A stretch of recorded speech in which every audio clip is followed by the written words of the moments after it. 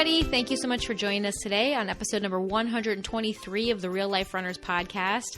Today we're going to be talking about learning and improving, and how if you really want to learn something new or improve, you have to start doing things differently. And to actually learn, you have to open yourself up to the possibility of something completely new, meaning you also have to forget what you already know. This is the Real Life Runners podcast, and we're your hosts, Kevin and Angie Brown. Thanks for spending some time with us today. Now let's get running. So it's a new year, and a lot of people are making resolutions because they want to learn something new or do something different or improve their lives in some way. Go to the gym for a week when it's super, super crowded. Yes, some people do that and then they fall off, right? But I feel like most of us start off the year with very good intentions about like improving our lives in some way. That's why the gym is super, super crowded in the first week of every single year. Right. And then it does tend to fall off, unfortunately, because it's one of those things that people have good intentions, but then they never actually change their behaviors and their habits. So then they naturally fall back into these old behavior patterns and old habits, and then just end up repeating the same thing that's been going on for years. Right, because motivation and a new idea will get you going for a little while. Yeah. Like you can be really hopped up. You can watch like an inspiring video and be like, yes, I'm going to go out there and I'm just going to crush in this workout for the next 3 days. Yeah. And oh boy, my legs hurt. And then you're going to need maybe a recovery day or 2 or 3. And oh shoot, now it's February and I probably don't need to renew my gym membership anymore. Right. And that's one of the things I think about motivation that's so, what's the word I'm looking for? Not fleeting, but it's just like... but fleeting's kind of the word you're going for. Fleeting is one of the words, but it's also kind of like one of those like empty promises, I want to say. Like, what's a good word for that? Like, it's like someone that's coming in to like look all hot and sexy right at the beginning, and then it's like everything just kind of fades away because it's just a bunch of empty promises. Right. It puts on a good show at the front. Yeah. I mean, we have this one, I think we have a podcast episode way back on like the danger of the inspiring pep talk. Mm-hmm. Like, you can only go to that inspiration so many times before you're just like, I don't care about your inspiring pep talk anymore. That's not doing anything for me. Well, and that's why motivation isn't the key. Like, everybody thinks that they need motivation, and that's really not what you need. What you need is behavior change and habit adjustment. Like, you need to change your habits if you truly want to change your life. And sometimes that takes a little bit of motivation to get started, but motivation won't just change your habits. You have to actually do the work on that end of it. Exactly. And so today we're going to talk about what happens when you do want to change something. Like, if you truly want to change and if you truly want to learn something new, how that also means that in some ways you also have to forget what you already know. Right, because the brain doesn't want to change. Like, if you're like, oh, no, this is going to be new year, new me, and the brain's like, no. No, because the brain like protects us, number one, and it tries to like make everything in our lives as efficient as possible. So we create these habits, okay? Habits are basically ways that we do things in our lives without having to think about them, because the brain actually is the organ in the body that uses the most energy. So basically, to conserve energy and to keep us alive and surviving, the brain tries to automate as much as possible. So we think as little as humanly possible? Right, exactly. As humanly possible? As humanly possible. We try, like, our brain just automates tasks and creates habits so that there's so many things in our day that you don't have to think about. Like, you don't have to think about brushing your teeth, for example, right? Like, you go in, you brush your teeth. But like, so your brain has basically created this pattern, this movement pattern, this behavior pattern. You go in, like, you wake up in the morning, you have a cue that you walk in, you wash your face, you brush your teeth. You probably do the same thing almost every day. Like, maybe now and then it kind of changes a little bit, but essentially you probably have the same morning routine every single day. Pretty much. Okay. Now, a good example of this, and I heard this from another podcast, is try to brush your teeth with your opposite hand. Oh, yeah. Right? Like, whatever hand that you normally brush your teeth with, that's your dominant hand most likely, and you just have this pattern. Like, you probably, like, I have an electric toothbrush and I always go the same direction. I've actually been trying to mix it up just to kind of like go crazy on myself, you know? You're making brushing your teeth a like mentally stressful activity. Well, because I had this like one stain that I wanted to get out, so I wanted to make sure that the toothpaste was like hitting that one first and not That was my fourth quadrant, so I had to make it my first. I want to make sure the toothpaste hits it first. That's how that works, doctor? That's how it works. So anyway, but it's funny though, because then you have to like think about it more. So same thing, like if you were to switch hands, like you would have to actually think about what you were doing. I can't do anything with my left hand. It's really just a worthless appendage for me. A worthless appendage. Well, at least it keeps you balanced when you're running. It's pretty much all it's got. All right, so let's backtrack a little bit here, and let's talk about like school and learning in general, because that's how you have our outline started out here. All right, well, school. As a teacher, I've been in it a lot, and then I've been in the desk, and then I've been on the other side. I actually have a giant desk in front of my classroom because it's a science room, so I've been on that side of the classroom also. School is a very foundational pattern. You know, you build in some very basic things, and then you make them a little bit more complicated. So, like when you're really little, you learn like the alphabet, and then you learn how to write the letters, and then you learn how to spell words, and then you can write sentences, and you learn bigger vocabulary, and eventually you're creating stories and essays. Every new step that you have takes the previous knowledge and says, and now you can do this with it, and now you can do this with it, and it just keeps building. And so most people essentially think that all learning should take place by just taking what you have and going one step further. Right, so it's built in a linear fashion. Yeah, everything's perfectly linear, which works out well for us as runners. Yes. Because we like to move in a linear fashion. Turning. Someone put that on Facebook. They were like, I didn't realize how hard it was to turn tight corners when you're at full stride. Oh, yeah. Yes, it is. Yeah, and you were talking about like that one race. You're like, it is not cool that they have like a hairpin turn around a cone at the end of that race. No, it's not. There's a race we do in cross country that like less than 100 meters from the finish line, the kids had to make a U-turn. Oh, that was terrible. That was brutal. That was terrible. That course was awful. Well, but anyway, we digress. Yes. So, school comes in this manner. Sports are taught in this one also. Mm-hmm. You learn very basic movements. Right. Then you learn the fundamental rules. And then as you start playing the game, there's some fine-tuning, some adjustments, some like higher level things that you learn. But it all comes from the same basic movement patterns. And every coach, like, totally, touts that also, like, encourages that. You must learn the fundamentals. You have to learn the fundamentals and the basics. So, we're back going, to basics. Yes, we're going back to the fundamentals. Right, exactly. You hear that all the time. Right, but that's not how life works. Right, because on things outside of, say, like how to write and how to throw a football, big things that are going to actually move the needle in your life are going to require you to completely change your perspective on it. And to do things a lot differently, too. Because, brush your teeth with your left hand. All right, exactly. Because if you want to keep moving along the same path, then continue. Go ahead. Go down that way. But if you are kind of at a point in your life where you feel like, I need to make a change, or I want to improve. Like, if you keep doing the same things the same way, you're not going to get anywhere. Like, you might for a little while, and we've talked about that in the past with training plans and stuff like that. If you repeat the same workouts and the same training plans a few times over, like, you might still make improvements, yes, but eventually you'll get incrementally better. Right, but eventually that's probably going to plateau, and then for you to improve, you're going to have to change things up and do something different. So one of the other things that I like to point out too about learning, and this is one of those things between knowledge and wisdom and book learning and actual wisdom, it's like the more you know you don't know.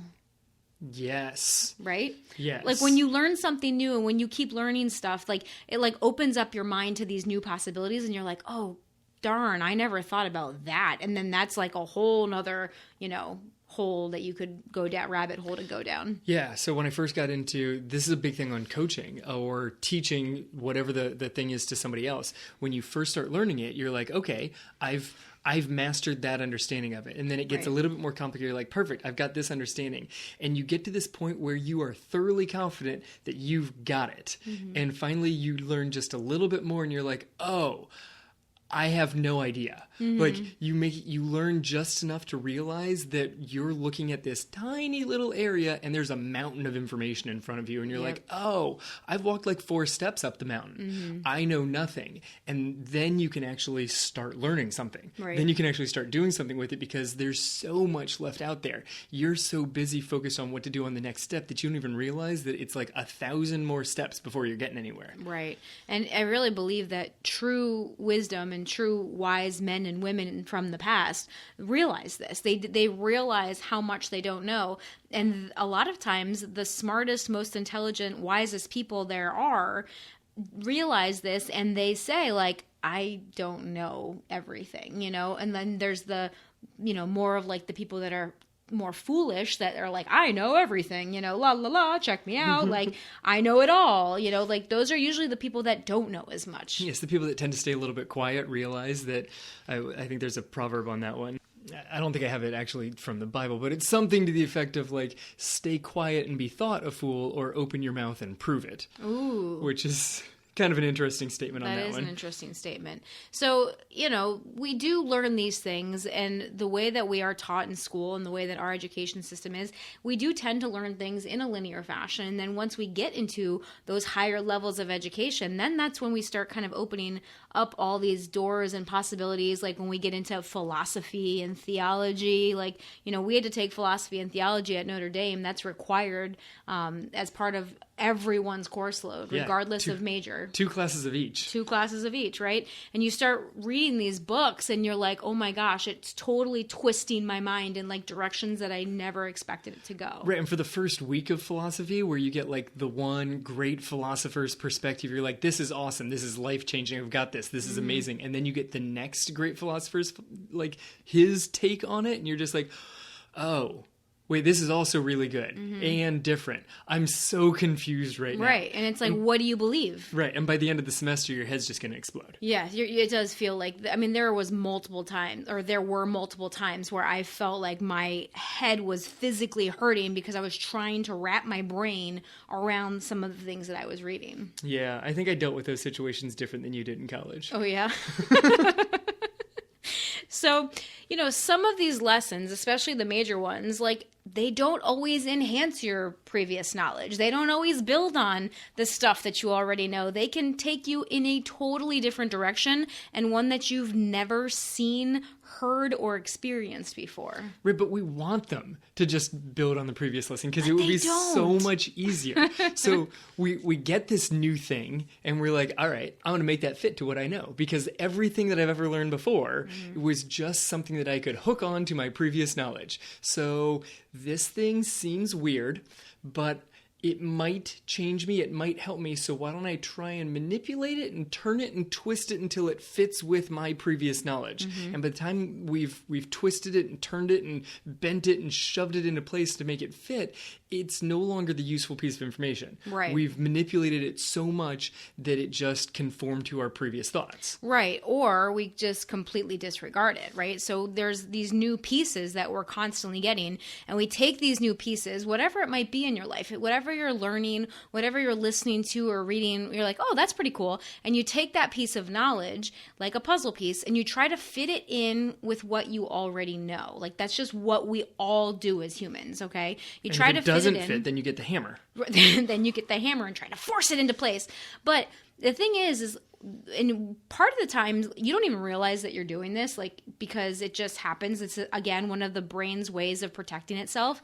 But if we get this piece of knowledge that is new, that doesn't really fit with what we already know or what our experience has told us thus far, a lot of times we just disregard it.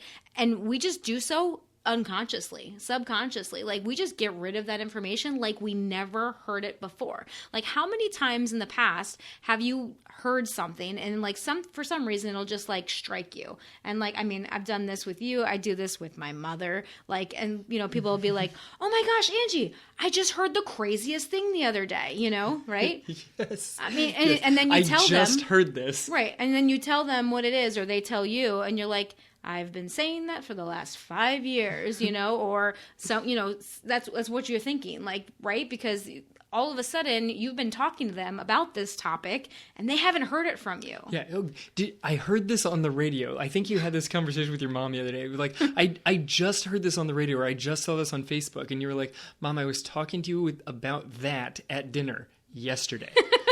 But she disregarded it. Apparently, like, she just ignored me. I thought that she was listening, but sometimes, it seems like someone's listening, but they're really not listening to you, or they're at least not absorbing that information. I mean, to be fair, I believe that dinner with your mom the night before had like 60 people in her house. 60 people. That was when all of the cousins were here to visit over Christmas break. But it's just one of the things that our brain does. Like, we just disregard, right? So that's why we say, that's why we said at the beginning of this episode, in order for you to truly learn something new, you have to get rid of what you already know, because a lot of times these new pieces don't just nicely fit into our current puzzle. Like, we have to start thinking about things, the world, whatever it might be. So let's say in this, for instance, in this example, let's talk about running, maybe you start working with a new coach, and this coach does things a little bit differently. This coach is making you do more speed workouts or focus on taking more recovery and rest days, and you're just not used to that, and you're like, well, that doesn't work for me, and you try to fit it in, and back when I took too many rest days, then I just got out of my running habit and I didn't succeed, and then I got hurt and blah blah blah blah blah. And like, you try to fit it back into your experience when you might need to just open yourself up to this new way of doing something. Right. I like to think of sort of the new way of looking at something, of like trying to learn a language that has no basis in yours. Mm-hmm. So at the school I teach at, we have some exchange students, and the one speaks Russian. Okay. Russian and English don't have any connection to each other. No, those are totally different. Like, they don't match. Even though English is considered a Germanic language. And then I've also got, so there's a few random connections that you can pull up, but then I also have a kid But Russian probably isn't Germanic though, right? No, and then I've also got a guy who speaks Vietnamese. Those don't link. No. So if I'm trying to learn Vietnamese, I cannot use any of my skills in English to learn this. And so I keep trying to, like, they've tried to explain it to me of he took what I was trying to teach him and then translated it in Google Translator into Vietnamese. And I'm like, okay, so how does it match? And I'm trying to go like word for word, and that's not how it works. Right. Like, that's not how his language speaks. It doesn't have the same structure. It doesn't have the same format. Mm-hmm. Like, the letters don't even look like my letters. So I'm trying to apply this structure of the English language to something that has nothing to do with the English language. Mm-hmm. And he's like, he just looks at me, and thankfully he's fluent in both, and he looks at me, he goes, that's just not how it works. It's like, and he was very polite about it. Like, right. He kind of said it quiet, like, I don't want to be disrespectful, but that's not how Vietnamese works. Right, exactly. So in order to learn something radically new, like a different language, you have to disregard, like, we try to somehow fit that in with English, right? Because that's what you know, but it's just a totally different thing. So you have to get rid of what you already know about the English language if you truly want to learn Vietnamese or Russian or whatever it is. Right, because it's coming from a completely different perspective. You've got to completely disregard the old perspective. Right. If we highlight this as forget what you know, but a big thing about it is, if you're going to change something, it's forgetting what you know, but it's looking at where you are from a totally different angle also. Mm-hmm. So it's like, I've always looked through these lenses. Now I need to look through these lenses, and it's a totally different angle. It's like, oh, I didn't need to twist the puzzle piece. Look, it works. I just needed to change my perspective. Mm-hmm. Yeah, that's a good way to look at it. But it's also, one of the things that's, I think, why we have so much pushback is because change just feels like, when you force change, like when you are forced to look at something through a different lens, that just feels totally awkward and uncomfortable because it's not what we're used to, right? And so that pushback that you feel, that desire to resist and stop, that is self-preservation. That is our brain saying, whoa, whoa, whoa, like, this doesn't fit with our current structure. Let's retreat back into our safe zone here, because our safe zone, we know it. We don't have to waste too much energy. We've got habits, we've got systems, we've got neural processes and pathways already built, and we're good here. We don't have to. I'm going to brush my teeth with my right hand. I'm going to brush my teeth with my right hand. Exactly.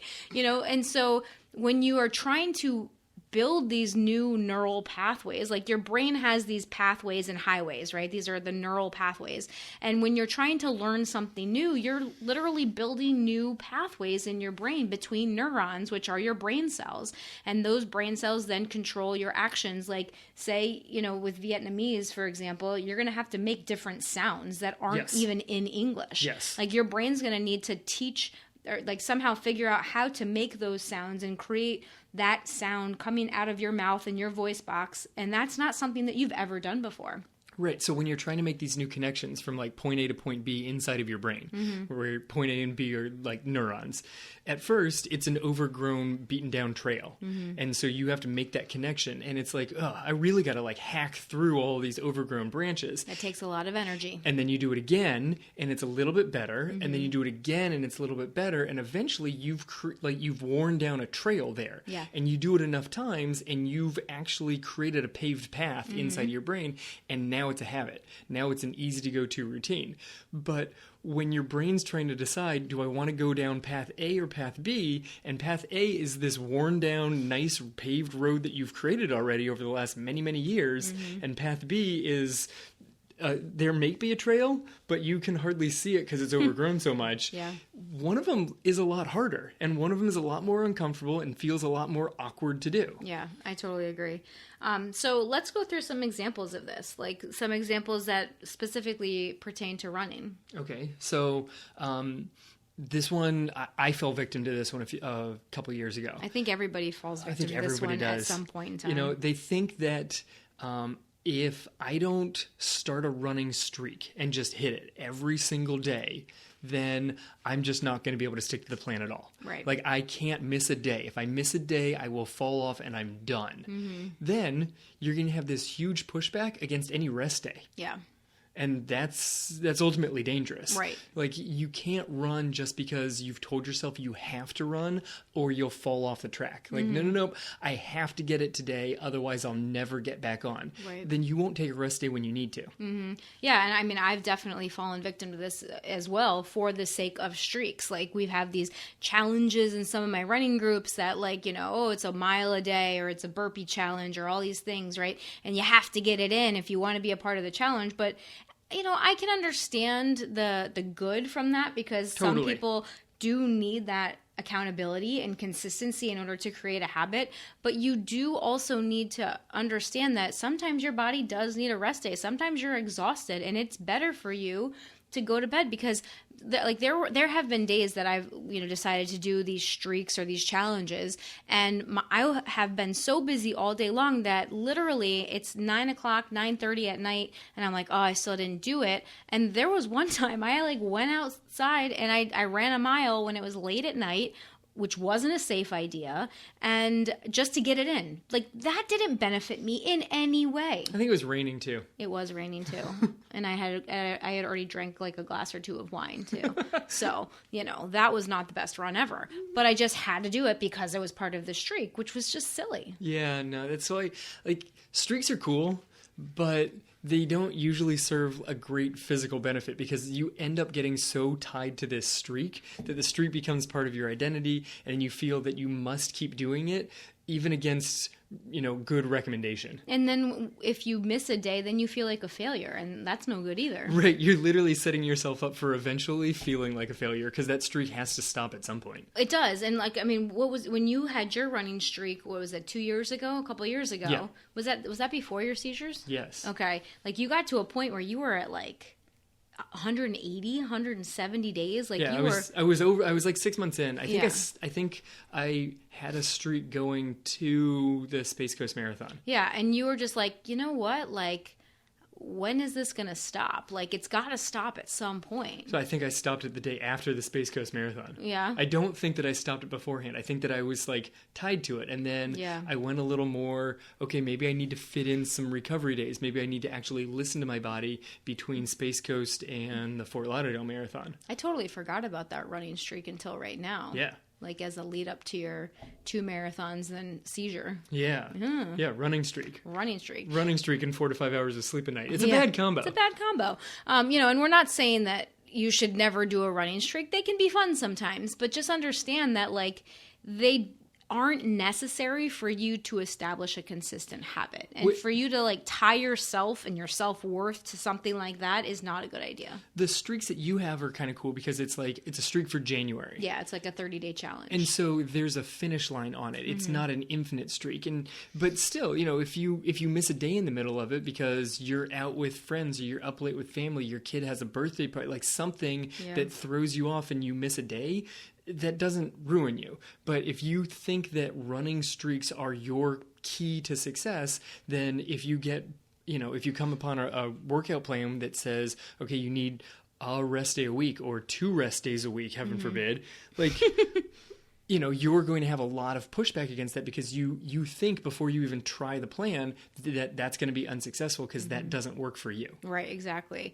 Another example would be like if I don't believe that I can break a certain time for a race, then most likely I am going to push back against the speed work or the training plan that's required for me to hit that race time, right? Because, if you really don't truly believe that it's possible, you're just not going to put in the work. You're going to make excuses. You're going to say, oh, you're going to look at those speed workouts and be like, I can't hit those paces. And then you're not really going to try. Like if you go into a workout or a race and you're like, I don't think I can hit these. Like, some people do well with that, right? Some people look at something that someone says they are going to have a hard time doing, and that makes them rise to the challenge. Yes, They're if like, someone else tells them they'll have a hard time doing it. True. If they've told themselves that it's going to be really hard, like you should know going into races that it's difficult, but you shouldn't go into a race thinking that you're not going to succeed at it. Yeah. There's a subtle difference there. Yeah, I agree. And so, if you're already telling yourself that, then your brain is going to push back against the work that's required to get there. Right. And we've done this with all sorts of kids in cross country and track. And it's like, okay, you want to eventually run, I don't know, say a 6-minute mile, a 5-minute mile. Well, if you're going to do that, then when you do 200-meter repeats, they need to be at this speed. Yeah. And the kid's like, wait, I don't think I can do 28-second 200-meter repeats. I'm like, well, that's where we need to start. Yeah. Because if you can't hit those, we're not going to be able to build it back and break 5 in the mile. So they're like, oh, okay, so I've got to do that. But if you don't ever think that you can get there, you'll push back really hard against the speed work, and then it turns out that it's just the self-fulfilling thing because you didn't do the speed work, and then you didn't get the results. Exactly. So another good example would be if I believe that working harder at what I'm currently doing is going to yield better results, then I'm probably just going to keep working harder, which a lot of times leads to burnout, right? So if you believe that working harder is the way to success, like work hard, play hard, like there's a lot of people that have that motto and mentality, right? You believe that hard work is the absolute key to your success, then you're probably not going to want to take easy days, and you're probably not going to go as easy as you should on those easy days, or you probably aren't going to take those rest days even if your body and your mind are telling it to, because you're going to see that as a sign of weakness. You're going to say, you know what, I can't take a rest right now. I've got to work harder. This means I have to work even harder. Like I'm not hitting the times that I want to hit. I'm not seeing the results that I want to hit. So that means that I need to keep pushing harder. Right. And I'm just going to keep doing the same thing, and I'm going to do it harder. I'm going to do more of the exact same thing. I actually went off on my freshman biology class on this topic today. Oh, yeah? I'm like, all right, it's the second semester. Some of you got grades in the first semester that you weren't really happy with. We just finished our first quiz, and those grades are posted. And some of you might not be super happy with those grades. Let me ask you something. Did you study for the first quiz the same way you studied for all of your tests in the first semester? And they all kind of like nodded at me.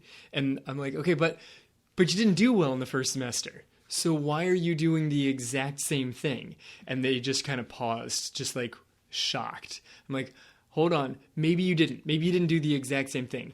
Did you try to do the same thing but more of it? And I got like a couple kids just quietly nodding their head. I'm like, oh, that's going to get you the same results also. Like, oh, that's going to turn your 40% into a 42. Right. Like, it's not going to change anything. Well, especially if you haven't seen the success. Like, if you've got a glimpse of success, that might be a little bit of a different story, right? Like, if you've achieved some success, then doing the same thing, you might get a little bit more success. I don't, not necessarily talking about running here, because obviously there's only a certain point where you can keep increasing your mileage or keep increasing your speed work, or, before the body starts to break down. You can't just constantly be adding. You have to have the balance and the easy days and the rest days and all of that. You can't just keep pushing harder and harder. You go back to exercise coaches like 80 years ago, they're pretty confident that you can, when like the elites were running 200 plus mile weeks. And what happened they to were all pretty of them? confident that the answer was just keep running more. Right. And then science moved a little bit farther ahead and said, actually, if you tailored down and some of that running is at these specific paces, then you can get rest days and the body actually builds back from it. And then it kind of swung and the training moved back towards a lower mileage. And then more science came and pushed it towards the other way and it went back towards a higher mileage. It's this constant pendulum at the higher level of like super high mileage or moderate mileage or super high mileage. It just swings all the way back and forth. Right. And I think that's why a lot of elites end up injured too. And I've always thought about this and wondered about this because there's elites and they sustain running injuries, right? And they've got the best coaches in the world. They're the best coaches in every therapy possible, but they run every day as close to the edge as they can. Close to the edge, right there, right? Like that's what you always talk about, pushing the envelopes as far as you can without that envelope falling. Yes. Yeah. Yes, which is dangerous. Which is very dangerous, but that's how they feel that they need to train in order to be at that elite level. Right. And I mean, it's an Olympic year, so there's a lot of people that are trying to see just how far they can push it. There's a thing out there that says like the body will shut itself down when it still has like 10% reserves left on energy. Yeah. And so if you're in a marathon, like Olympic level, one of the 6 world majors marathon, and everybody around you shuts it down when there's 10% left, and you can somehow manage to tap in and only shut it down when there's 9% left, you win. Huge advantage right there. Like you won. But I'm thoroughly convinced that the best marathoners in the world, they are long past 10% left. That they have already managed to figure out a way to push their body until there's like 6% left. Like they're already operating on that. They're working on like 1/10% more than the guy next to them, and that's what's able to get the gold. And they still make it look so darn easy. They look like they're jogging. Right, and then after they finish, they're like not hands on their knees, not like, they're just like, oh, look, let me go get my flag and take a little victory lap around. The adrenaline rush afterwards, where they wrap themselves and they're jogging around at the finish line. After I won a marathon, I was stoked, and I actually had my hands up. After last week's, I was excited, but I couldn't walk. Yeah, you were limping pretty badly. I could not walk. Yeah, you were limping pretty badly after you crossed the finish line there. All right, what's another good example of this? All right, well, this is the last one I got written down, and this one's a really good one. This one really applies to you. If I am thoroughly convinced that my personal happiness is tied to a number on a clock hanging over a finish line, then I won't even try to figure out why that number feels so important. Ooh. Like, I'm pretty sure that happiness just is that number. Like, whatever that number is, that makes me happy. So I don't try and dive into why. Over the years, I've now tried and figured out exactly why breaking an average of 6 minutes per mile in the marathon means something to me. And I figured out where that number came from. And then I figured out why that was an important thing and why that, I just kept diving. And it took a while, and it was... Care to share? It was uncomfortable. Yeah. And well, awkward. It is uncomfortable. And that's, again, the brain not wanting to go too deep and figure those things out. Right. It just wants to keep it nice and superficial. Yeah. It's a number, therefore I'm happy. And the problem is that I've crossed finish lines hitting the number that I wanted to hit. And a day later, you're not happy. You're like, oh, I could probably go faster than that. Mm-hmm. It's like the song that our girls have been listening to lately from the Wicked soundtrack. It's called Dancing Through Life. So those of you that know the Broadway musical Wicked, this song is called Dancing Through Life, and it's all about skimming the surface, keeping everything superficial. If you never go too deep, then you'll never be disappointed. Yes. Right? Yes, it's perfect. Yeah, so that kind of goes along that way. So what were some of the things you figured out? Do you want to share with us? Like, why was 6 minutes so important? I'll take it a couple levels deep. Okay. So share whatever you're comfortable with. In one of the best long runs I ever had in college, it was like an 18-mile loop. And we were 15 or so miles into it, and the coach was following us around in his Jeep because it was a warm day in northern Indiana, so it's hot and humid. He would follow us, and every 5 miles or so, he would drive up ahead and stop and line up cups of water across the back of his Jeep for us to just grab a cup of water and then keep on going. Yeah. And so it was the third time that we stopped, and we're at 15 miles in, and I'm still rolling with the top guys at this point. And coach said something that in my head, I thought it was directed towards me. And I took it because of how some of the top guys on the team did. He said, you guys are on 6 minute pace for a marathon. That was his line. you're on pace to hit 2:36 in a marathon, 6-minute pace in a marathon. And as we took off, the top guy, he goes, Ryan grabbed his drink of water, tossed it back toward the Jeep, and we take off running. And he goes, "We race 5 miles, 6.2 at the end of the year. Why is he telling us how fast we're going for 26.2? No one cares how fast we're going for 26.2. It just keeps on chugging along, because it didn't mean anything to him. Yeah, but it stuck with you. It always stuck with me because at the end of the season, while they were off racing the championship, I was number 14, 15 on the team. I was home in my dorm by that point. Yeah. I was not on travel squad. I was walk on, and towards the end of the season, as it moved into championship, I was cheer squad. And so to me, it was like, well, yeah, I'm not racing as fast as you are. And at some point, I'm going to be done with this collegiate experience and I will probably move on and run a marathon. So thinking that I'm on pace right now that I could break 6 minutes matters to me. And so then that little soundbite stuck with me. Mm-hmm. And so I'm like, so but why does that matter? And then it goes to the part where, well, I couldn't hang with the team in college. Yeah. I could only run for so long. And then I couldn't, in my mind, I couldn't cut it.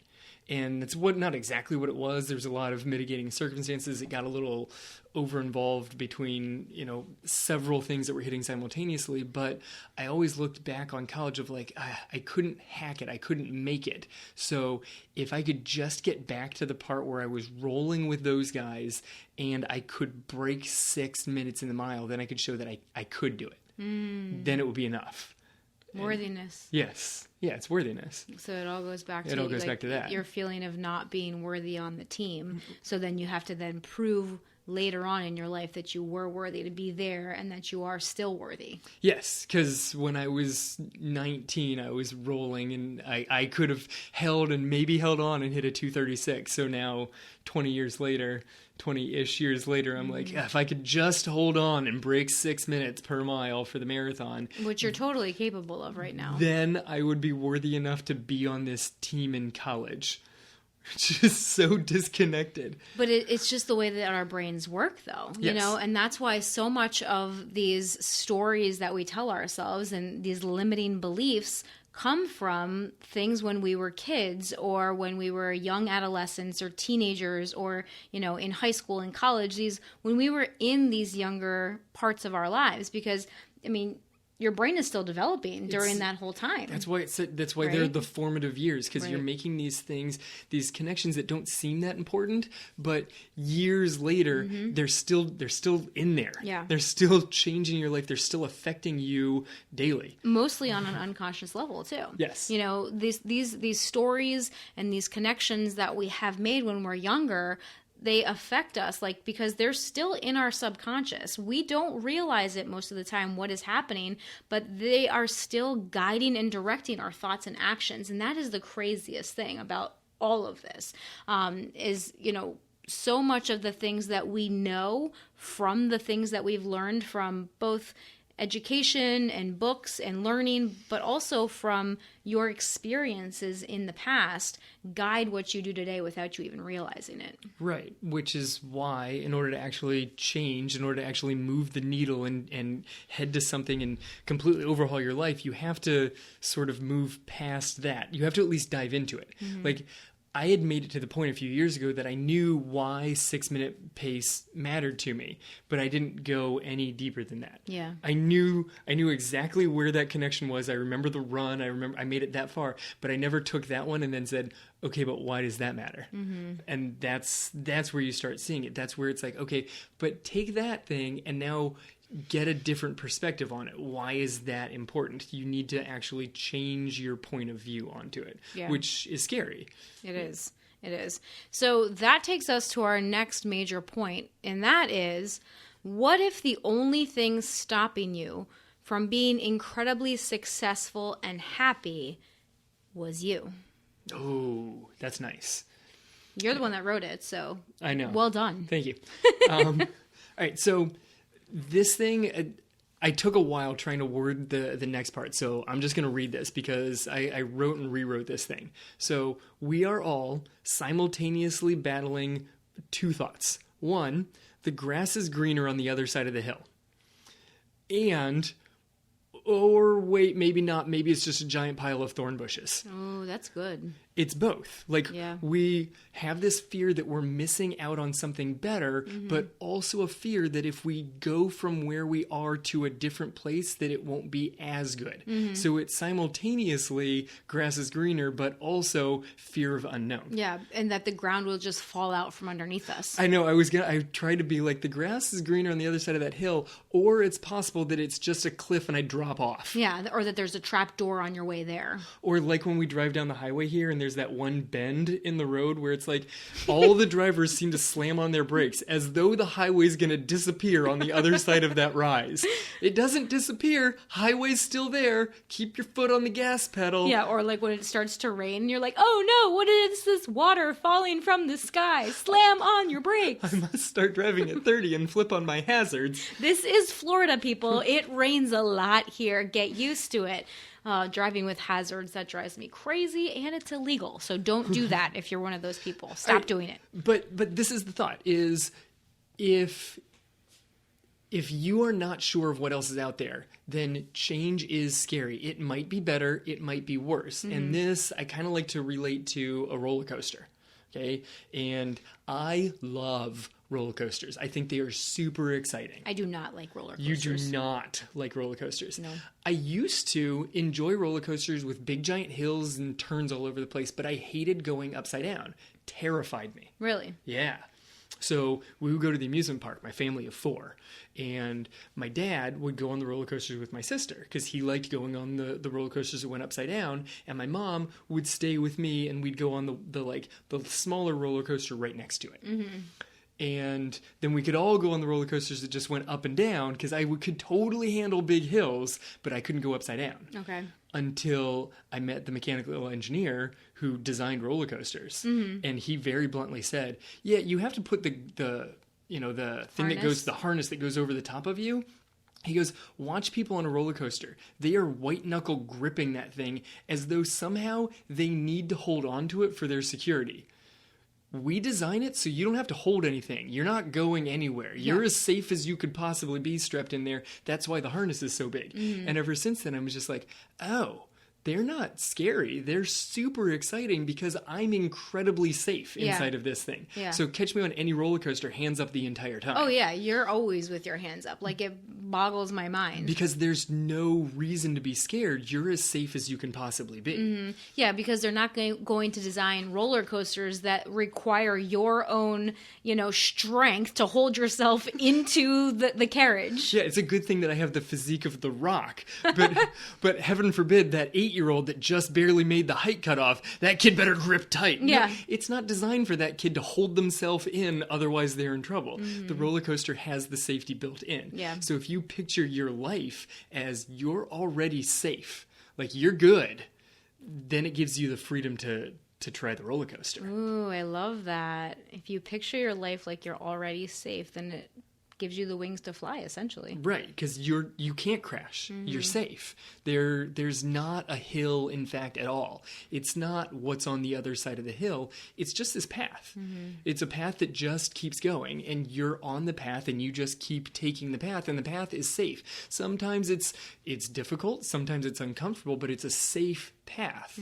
It's not accidentally going to fall off and drop you into thorn bushes. But you don't know that it's safe. There's no guarantee that it's safe because, heck, it might not be, right? There's a chance that you could get hurt along the way. Like this goes with running. This goes with opening yourself up to like a new relationship, a new friendship, right? Yeah. And this is another time that people have a hard time opening themselves up, right? Because when you open yourself and you share your emotions and yourself with someone else, you have to trust that that person is going to hold a good space for you. And not stomp on your emotions? Yes. And that's scary. And it can happen. And for most of us that are adults, that's probably happened at some point in time in our lives. Whether it's a friend, a significant other, at some point in time, there's been someone that's probably not treated our heart with the utmost respect that it deserves. Yes, and so then you're going to tie into that one and say, okay, well, I can't open up to anybody because it's scary because I'm going to get hurt. Right, and that goes back to trying to fit in this new piece with your old puzzle, right? Because you're like, well, I did this in the past and this is what happened, so that means I can't do this again. And that's one of the things that holds a ton of people back, not only in their regular life, but also in their running. Okay, so how do you connect it in that you are in fact safe? Because that's painful. Yeah. Like, you know, we've all experienced that part where our feelings, our heart got crushed. But if you give it enough space, can you actually look back on that and try and look at it from an outside perspective and say, that helped me grow into the person that I am right now? Right. You have to remove yourself from the situation and look at it from an outside point of view.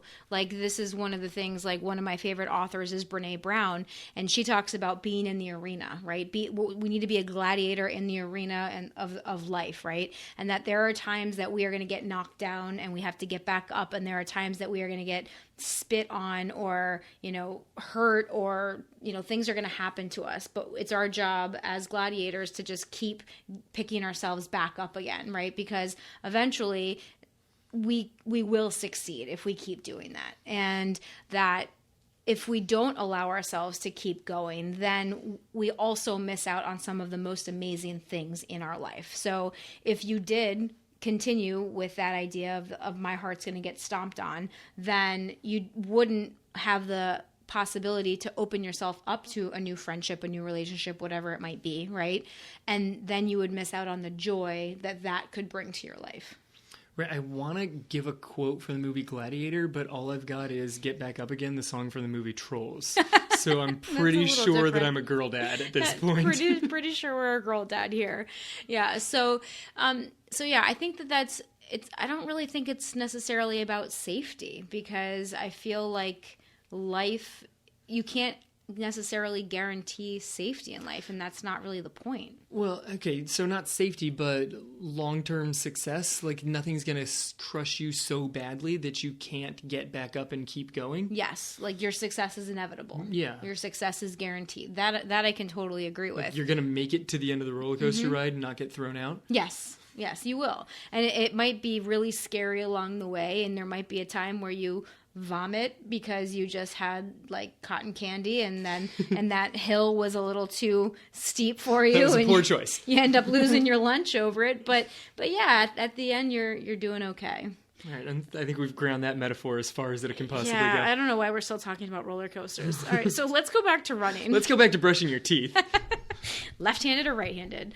All right, so if you want to change how you're running and how you're living, you have to change your perspective, because some of the new things that you're learning, some of the new things, like if you really want to improve on something, you might have to start doing things totally different, which requires a new perspective. Completely different. And you have to be willing to say that I was successful with this previous path, and I'm still going to try a different path. Like, I overhauled my training, not just like mentally, which was like the biggest overhaul, and that was phenomenal. Like, that's been like the most life-changing thing. But I overhauled the actual, like, how I laid out my last 4 months leading up to the last marathon. Yeah. And I was successful with the one before it. Yeah. And I thought, hey, I'm going to try this method and see if this one works also. And I think they both work really well for me.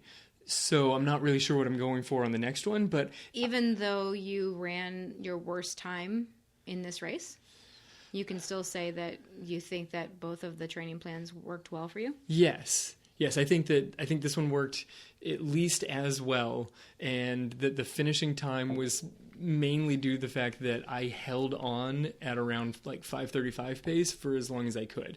Like, I think that I could have almost comfortably PR'd in this race if I took it out around 6-minute pace.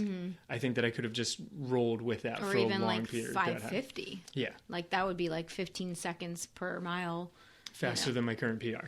Well, and slower than what you than actually what I was did. going at. Yeah. Yes, Yeah. I could have found a middle ground. Yeah, well, maybe there's a middle ground. You never know.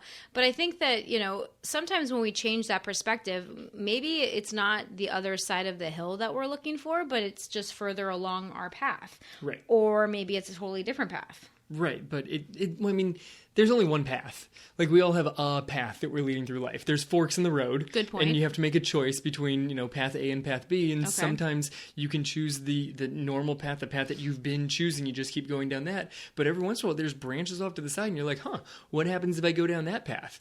I know what happens. I've seen the steps down the path that I've been on, and I can look down this path and I can see that I'm going to hit the same points again. Probably, maybe slight improvement if I just keep going down this nice smooth path. What if I change it? What's behind what looks like a dark forest? Is there a giant castle on the other side? Because there could be. There could be. I like all these fairy tale metaphors we're using also. Metaphors everywhere. Yeah, Frozen. We are girl moms. Our girl mom and dad. Girl moms. But yeah, it's the line also, what got you here won't get you there. Right? Like, you can't necessarily do things the same exact way that got you to where you are right now. And if you continue doing them the same way, you can't expect that you'll continue to improve. Right. Yeah, you're going to eventually come to the plateau, and then you are either stuck on the plateau or forced to change. So find the spot to change. But you also have to accept that path is taking you where you need it to go. Okay. That. This one was tough for me. Okay. And it applies to you listening right now. Look, you're listening to this episode right now because you need the lesson that we're giving you. Right. And there's probably chunks of this thing that you're not even hearing, because we've talked about that before. We talked about that, a few minutes ago. You may have missed that part. Yeah. Because let's talk about active listening right there. Sometimes you hear something and it triggers a thought in you, and then you start going off that path. I mean, I've done that a ton of times. Like, you start thinking about how this applies to you or your life or your running or your business, whatever it might be, and then you miss out on the next 2 minutes of whatever you're listening to. Yeah, exactly. It happens all the time with podcasts that I'm listening to. Come back to us. Yeah. Hello. Still talking over here. I watch it happen inside the classroom. I watch it happen with the kids when we're talking to them at practice. I've done it myself. But you're getting the lessons that you need to get out of this one. Right. Even if you missed one of the ones along the way, you're getting what you need to. That's because the path is taking you where you need it to go. Yeah.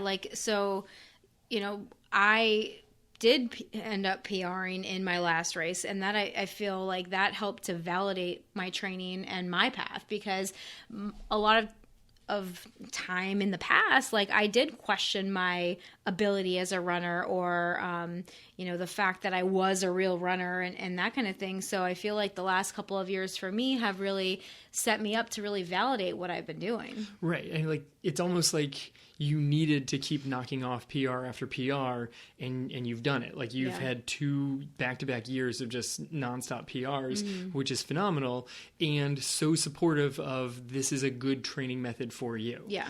I, on the other hand, have not PR'd in a long time. I clearly missed my PR in the last marathon, and you were like, it's almost like you needed to miss it to prove that you didn't need to hit it to be happy. And I think that's right. I think that I really couldn't hit the PR in that race because I needed to make sure that I had completely disconnected my personal value from the clock at the finish line. Yeah. That race was about so much more than the clock at the finish line. That race was about the finish line. That race was about the prep going into getting to the finish line. That's what that race was about, and that's what led to the happiness. So I needed that. And all the stuff that we've been preaching on the podcast too. Yes. That was basically the universe telling you, okay, you keep saying this, you keep telling people to disconnect and that your self-worth is not based on what's on the clock and all of this, and it's okay, here you go. How do you feel now? Here, buddy, you didn't even break 240, and I'm like, and I'm grinning. I mean, if you catch the picture at the finish line, it's not like a super happy grin because there's a lot of pain involved. It's a bit of a grimace. It's a bit of a grimace, but inside, my heart was smiling. My face, not necessarily, but my heart truly was smiling. There you go. All right, let's start to wrap this up here. So what do we have left? All right, so if you are totally confident that you are in a place right now that is as happy as you could possibly get, way to go. Congratulations, you win. But if you're listening to this and you think that there is a chance for more in any area of your life, for more happiness, for more satisfaction, for more joy, for more gratitude, for more of any of the positive emotions, then you have to be fully opening to finding that, to getting there, to accepting it, and to doing what it takes to get there. And it's quite possible that what you're doing now is never going to get you there, and you have to accept that, which is the toughest part. Ooh, that's really going above and beyond right there. But at the same time, you have to take the risk. You have to take that leap, because I don't know how many of us can truly say, like, I am 100% completely satisfied with every single aspect of my life or my running. Like, you can be satisfied with it right now, but as runners, I feel like we are just naturally driven to keep improving and to try to keep seeing what we're worth, whether it's, can we run longer? Can we get faster? Can we go further? Like, there's always that drive for more. I mean, I think it's one of the core values of real life runners is I am 100%, I think it is 100% satisfied with where I am. Yeah. And not only am I satisfied, but I know I have more. Yeah. It's true, because you can do both. Like, you can be completely happy and satisfied right now, but still want more. But still know that you can be happier. Right. Like, I am happy, but I can be happier. Happier, like, or just continuing down. There's more for you to do. There's more for you to accomplish. There's more success for you, because the world is filled with infinite possibilities, and you are an infinite possibility. Like, your life has infinite possibilities and is an infinite possibility. Right. So take the leap, because it's not really that much of a risk if you fully believe that you will be successful. Yes. So take the leap, because it's not landing in thorn bushes. It may fall through some thorn bushes, but there's success coming. It might be awkward, it might be a little bit uncomfortable on the path, but the success is coming. So take the leap, because it's not a risk. Yeah. As soon as you fully accept that success is going to be there, it removes the risk from it. Then you don't have to white knuckle the roller coaster. The success is going to be there. Yeah. And usually when you have that feeling of what we like to call fear, right? Because whatever that feeling that you have inside, you're just putting a label on it. You're telling yourself that that's fear, and then you're saying, "Oh, I'm feeling very uneasy. I'm feeling fearful about this. Maybe that means I shouldn't do that." You can just put a new label on it. Like, there's no actual label that comes with those emotions and those feelings that you have. You can choose to make that whatever you want. So instead of saying that's fear, you choose to say that's excitement. I tell our cross-country girls this all the time. Like, tell yourself a different story. Like, that I'm not nervous, I'm excited, because guess what? It's the same hormone that's being released in your body. It's both adrenaline. Like, when you're fearful and when you're excited, that's just adrenaline. So it's your own interpretation of the situation at hand that then makes you put a label on whatever that feeling is. But it's only adrenaline, okay? So, and a lot of times that feeling is usually evidence that you're moving in the right direction. Oh, it's almost always evidence that you're moving in the right direction. Yeah. Okay, so take the fear away, call it excitement, and then know that that excitement means that this is going well. This is going the way it's supposed to go. Exactly. And that perfectly leads us into our runner of the week. Oh, it really does. It's a nice one here. Yeah, because this runner of the week really personifies this idea of belief, and once she changed her beliefs about herself, it is incredible what she has been able to do. The walls came crumbling down. Oh my gosh, it's been so crazy to see. So this person just started running a few years ago. Like, people always thought she was a runner because of the way that she's built, but she never ran. And she likes to tell people that she started off when she started running like a year or two ago, she started off running like 13-minute miles and then just kept running and kept running. And now she's been able to she knocked off her first marathon in November. And then she just recently crushed the Jacksonville half marathon and ran a 1:42. So she went from running 13-minute miles to running, I don't know what pace that is, but it's sub 8. I was going to say, it's right around 8. Well, 8-minute pace is 1:45. Yeah. So, going into the 7s for a half marathon and completely crushing it. And so much of that was just because she shifted her perspective. She shifted and started to actually believe that she was a faster runner, because people started telling her that. And so then she actually started to believe it and then challenge herself appropriately. And it turns out that the belief said, hey, Yeah. I can do do that. Well, because then once she started believing, then she started putting in the work. It's not that you can just believe yourself to, become a faster runner, but that belief allows you to then put in the work that's necessary to get you to that the point. belief spurred the action. Yes. And then it led to crushing her half marathon PR. And then she was back out there screaming as I hobbled in towards the finish line, which was awesome. It was awesome. So this week we would love to honor Heather Lacey. You are our runner of the week. We are so happy that you have taken so much of the mindset and the beliefs to heart, and it has just improved your running in ways that are so inspiring to watch. So thank you for sharing your journey with us. When we contacted Heather, this is what she had to say. Wow, I'm honored. Listening to podcasts and watching videos from Angie and Kevin with real-life runners has directly influenced my running life.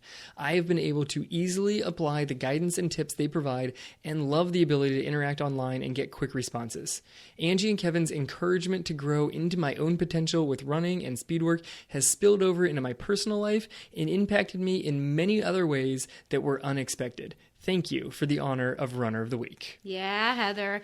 That is so cool and so awesome. And that is just one of the reasons that we do what we do. So thank you for sharing your journey with us. And thank you for inspiring so many people through your story. And if you are ready to level up your running and see what you're actually capable of, we have great news, and that is that our Real Life Runners Training Academy is currently open for enrollment this week only. This week only. And we got a website for you. Go to yourrunningplan.com to check out more information. But basically, we take all the guesswork out for you. We take all of it and simplify it for you so that you will get all of the training that you need about strength training, mindset, speed work, pacing, effort levels, all the things that you need to know, totally laid out for you in a step-by-step fashion. You don't have to think about it. You don't have to figure out what your runs are going to be. Your training plan will include your running workouts, your strength training workouts, your mobility workouts, all the things that you need to become a better runner. And guess what? You don't have to figure it out on your own. Right. You're in charge because you fill out this plan that says, hey, this is who I am as a runner. It's the choose your own adventure running plan. And so you've got the input. And then from there, the plan is created for you, and then you can follow it step by step. So you are taking charge of your running and then taking the guidance that we're helping to provide and using that combination to take charge of your running and take charge of your life. Right. So then all that's left for you to do is actually just put in the work, because we have it all laid out. We have it step by step. You don't have to figure anything out. We are here to help you, to answer your questions, to guide you along the way, so that all you have to do are take the steps and reap the benefits. So check out yourrunningplan.com for more information. The program is closing on Saturday, so hopefully you are listening to this episode before that. If not, you can go to that website, yourrunningplan.com, and get on the waiting list for when we open the program up again in the future. So thank you guys, as always, for joining us today. We appreciate you spending this time with us. Please share us with your friends, and be sure to subscribe so that you get all future episodes. This has been the Real Life Runners Podcast, episode number 123. Now get out there and run your life.